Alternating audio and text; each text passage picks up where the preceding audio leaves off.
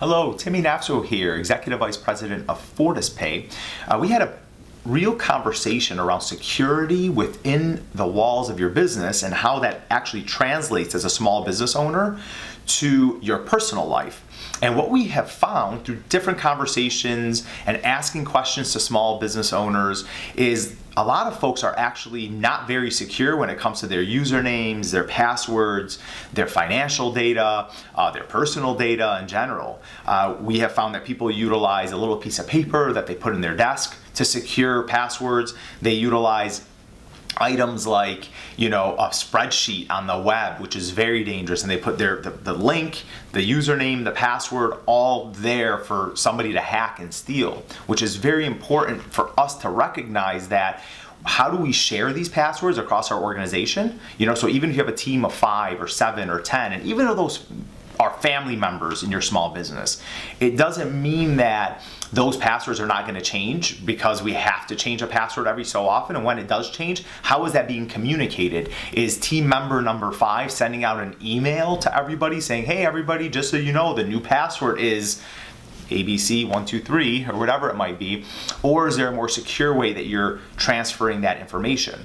See, a lot of small businesses kind of fly under the radar because they don't believe that they're going to be a target. But believe this, right? Data is currency, and your data, your personal data, is absolutely currency in the black market.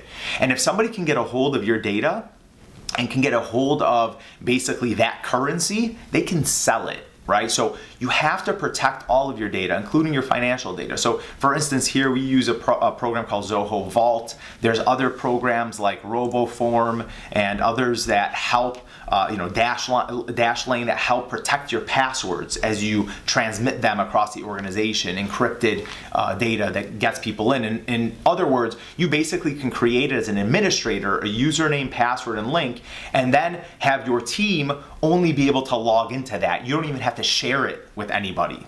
And that's very important to be able to do, right? And you can say, here, I'm gonna allow access to employee number 7 into this system, into this password protected system. We have one username and password for the entire organization.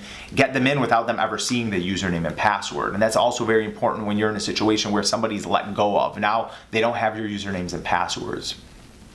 In addition to that, when somebody's asking, your accountant is asking for your financial data, or you have to send to the bank for a loan your financials from your accounting team, is that encrypted, right? Is it password protected at least to transmit that data?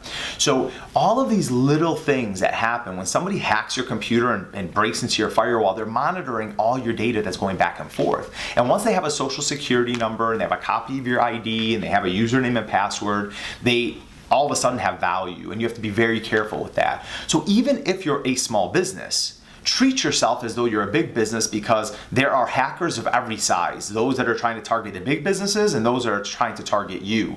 And it's happening every single day. So stay protected and stay secure. If you have questions or comments on how we can help, please let us know. Thanks for listening.